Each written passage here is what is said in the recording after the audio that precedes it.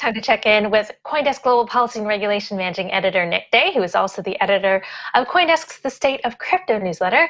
Hello there, Nick. So some news with BlockFi. What are the latest developments with them as they meet with regulators? And there is another conversation on whether decentralized finance could be next on the regulatory agenda.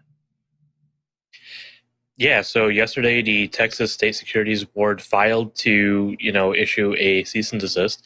It hasn't taken effect yet. They still have to go through a court hearing in October, but Texas is now the third state to come out and say that, in its view, BlockFi's interest account program or product is a security under its purview.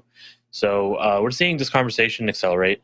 And what's interesting to me is that we've spoken to some of these regulators who are filing these cease and desist or other orders, and they say that while they may be discussing with other regulators, they're not actively coordinating. So the fact that we've seen three separate enforcement actions so far seems to be because just timing wise, that's how it worked out. It's not that this is a coordinated federal action. Nick, why BlockFi specifically? Like, why do they have a target? I mean, they're not the only ones with this exact business model. Yeah, I'm sure part of it might just be, how exactly the regulators are interacting with these companies. So BlockFi says that it has been in touch with these regulators, and in its view, the BlockFi interest account is not a security. Obviously the regulators disagree, and I don't know if these regulators are also asking questions about other companies that offer interest products. But the key issues at the core here seem to be just how exactly BlockFi handles customer funds. Right, customers deposit their funds. BlockFi apparently pulls them together and commingles them with other customer funds or with corporate funds, or sorry, not corporate funds, but other funds that it has under its control before it invests or loans them out. So the securities regulators seem to be saying that, it's that aspect in particular that might violate, federal securities laws because, I guess in their view, it kind of fulfills or might fulfill some of these aspects of the Howey test.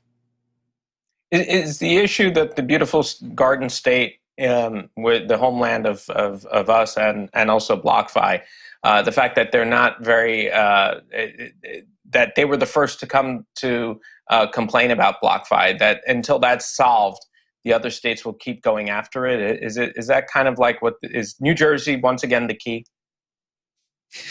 As a fellow Jersey resident, I can only say that I'm sure we'll see maybe one or two more states. I wouldn't be surprised if we saw a couple more, but I'm also sure that there are probably a couple states out there that are now looking at New Jersey and Alabama and Texas and saying, okay, well, they started. Let's wait and see what kind of a result they get before we figure out if we have to take any action. Because if there's an issue with the Jersey case, then other regulators might learn from it. Or if the Jersey regulators have a slam dunk case, again, other regulators can learn from it.